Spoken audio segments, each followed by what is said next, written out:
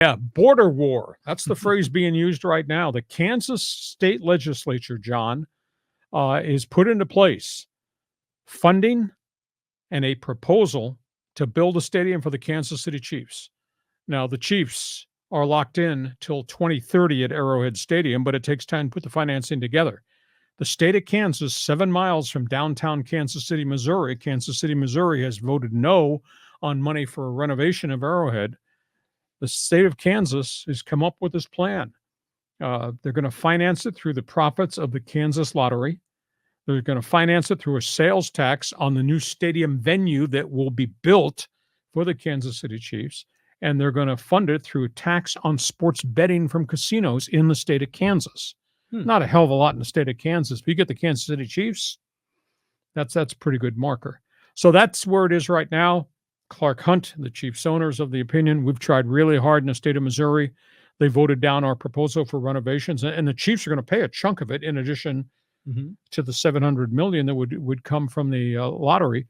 But now they're looking across the state line, and the state of Kansas says full speed ahead. This is how we want to do it. This is how we want to finance it. Let's see if we can make this package work. So that's an item. Second logo up there, Jacksonville Jaguars. Please answer me this question, because in bidding for quarterbacks now, the whole thing becomes, can I get $1 more than you just got? Because you got $5 more than the last guy got. And the dollar figure now for starting quarterbacks is pushing $50 million. Trevor Lawrence, really good quarterback, Clemson, I think a solid quarterback NFL. He just signed an extension, $55 million a year. He's never won anything. We beat the Chargers in the playoffs. Well, does that count for much? We're not talking about being in anybody's AFC championship game, not in the Super Bowl. $55 million for Trevor Lawrence, so he's now got the high water mark over everybody. Unbelievable. Until the next contract is signed by Dak Prescott or whoever. And now you got Jordan Love in Green Bay, who really had a mystical season with Aaron Rodgers exiting. I don't know, 35 touchdowns, not a lot of interception. But that was the fourth year of his contract. His contract is up after this season. He wants $55 million. Unbelievable.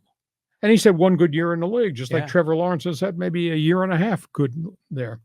Bengals, they just solved one of their problems. T. Higgins, who a week ago said, I'm not coming to camp. I am not signing a one-year franchise tag, has signed the one-year franchise tag. He'll play this year, 1 year, $21 million. He takes a risk. There's no multi-year deal. Now, they can negotiate a multi-year deal now that he's signed the franchise tag, or he's going to bet on himself that have another good season and not get hurt, and then go on the open market and see if we can get the next payday. By the way, the round figure for wide receivers is $35 million. Unbelievable. Yeah.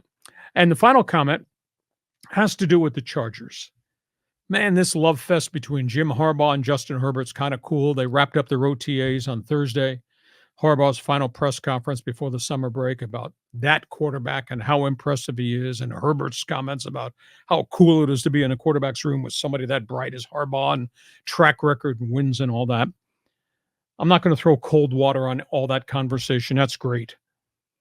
But please tell me, when you look at the Charger roster right now, do you see anybody that could catch 100 passes in a season?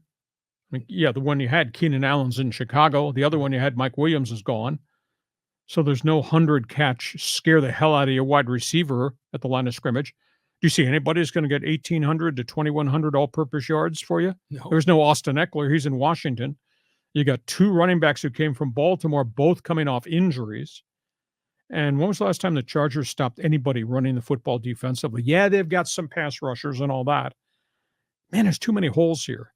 So all I'm saying is the Charger team that Harbaugh and Herbert envision is not the Charger team that Hacksaw and his co-host in left field envisions. At least I don't mean to speak for you, but go ahead. Comment on what's going on in the NFL. Well, the Kansas City Chiefs situation is interesting because Kansas, the state of Kansas, wants to fund it with gambling revenue, right? So is that just lottery, or is it like taxing on FanDuel and that sort of thing? No, I think it's sports. It'd be the lottery and sports casinos. Okay, so that's the right way to handle the gambling, Exactly. right? If you can channel it properly, you can use it to fund stadiums and do the creative things as long as the players and the referees and the umpires all are good citizens. But it will solve a problem, because how many times have we seen famous people, including presidents of the United States, mistakenly comment about the state of Kansas when the Chiefs win when they're really in Missouri? At least now they'll be in Kansas.